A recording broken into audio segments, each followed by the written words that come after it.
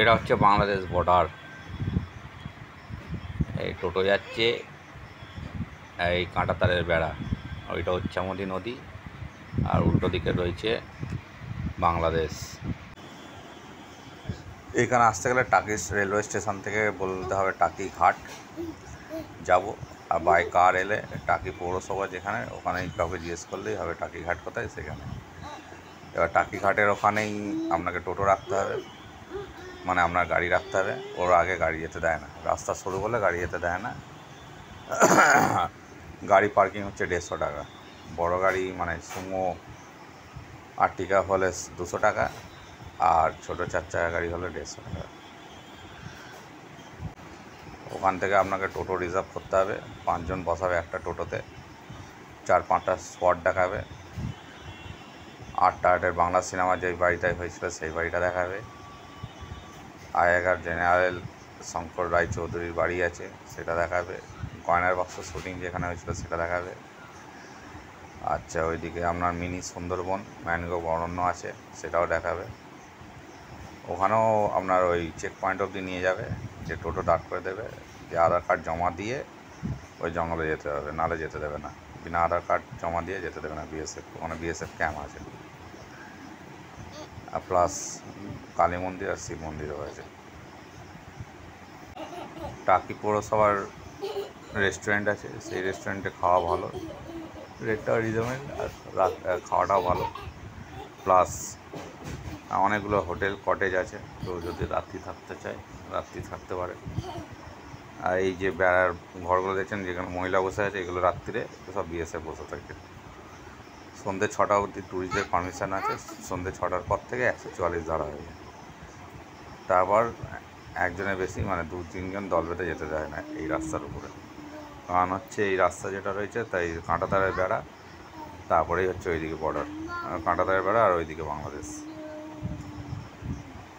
জলে নামতে দেয় না সাধারণত, কিন্তু আপনি বোট ভাড়া করে যেতে পারেন, জলে ঘুরে আসবে, তবু বাংলাদেশ নিয়ে যাবে না।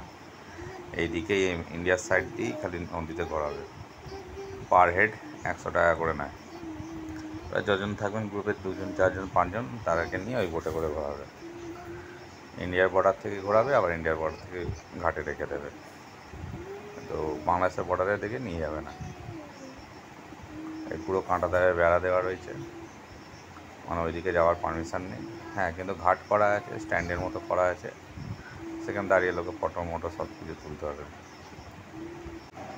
এইখানটা সব খাওয়ার দোকান, স্টল মল সব রয়েছে, পরস্পর পুরো স্টল, খাওয়ার দোকান সব কিছু রয়েছে।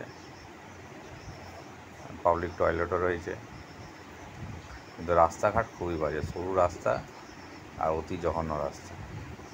টোটোতে সব কোমর ব্যাকা হয়ে যাবে, এত জঘন্য রাস্তা। এই সব স্টলের দোকান, পাসপোর্ট থেকে আরম্ভ করে সব কিছুর দোকান। টোটোওয়ালারা 300-350 টাকা নেয়, 300 রাজি হয়ে যায়, কিন্তু 350 টাকা বলে। আর এটা ইচ্ছামতি নদী, জোয়ার ছিল বলে জল বেশি। আর ওই দেখা যাচ্ছে বাংলাদেশের টিভির চাল, মানে ঘাট আছে না কী আছে বোঝা যাচ্ছে না। আর তার পাশে আছে টিনের চালের বাড়ি বাংলাদেশে।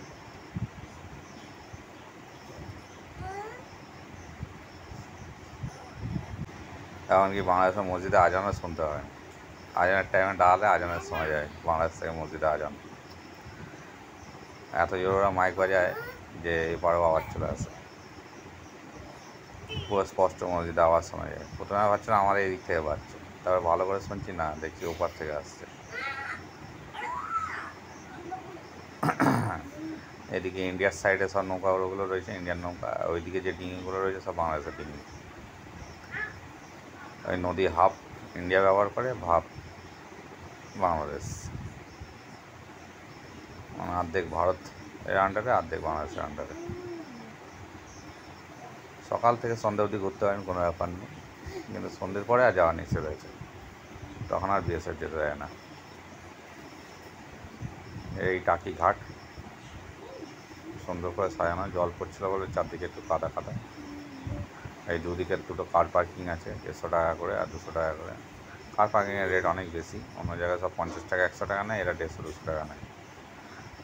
লোক চিটিংবাজে ভর্তি, একটু সাবধানে থাকবেন।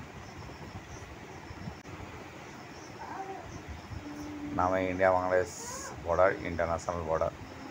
সিসিটিভি ক্যামেরা নেই, বর্ডারের মধ্যে থেকেই বাড়ি, ওপারেও বাড়ি এদিকেও বাড়ি।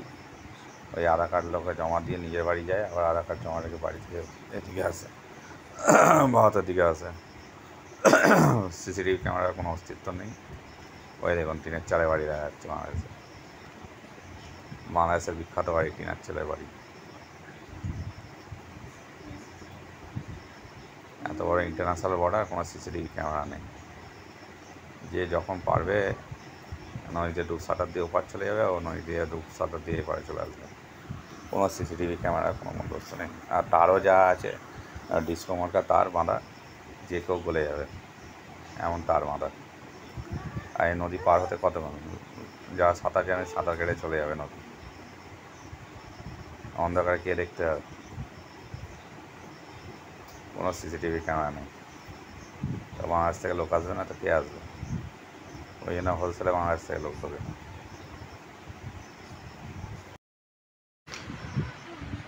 আমার তো ফোন দিয়ে তোলা, অত দামি ক্যামেরা দিয়ে তোলা না, তাই জন্য যতটা পেরেছি স্পষ্ট তুলেছি। তাও মোটামুটি স্পষ্ট বোঝাই যাচ্ছে, টিনের চালের বাড়িগুলো পরিষ্কার বোঝা যাচ্ছে। ওইদিকে একটা ঘাটের মতো বা কিছু আছে, ওটাও বোঝা যাচ্ছে। যথেষ্ট বস্তি লোক সংখ্যা আছে, বোঝা যাচ্ছে। আমাদের এইটা ঘন জনবসতি, বড় বড় বিল্ডিং, ফ্ল্যাট, রিসর্ট। আর ওইদিকে বাংলাদেশে সব টিনের চালের বাড়ি, তাই ওদের ব্যাটাদের কত বড় বড় ডায়লগ।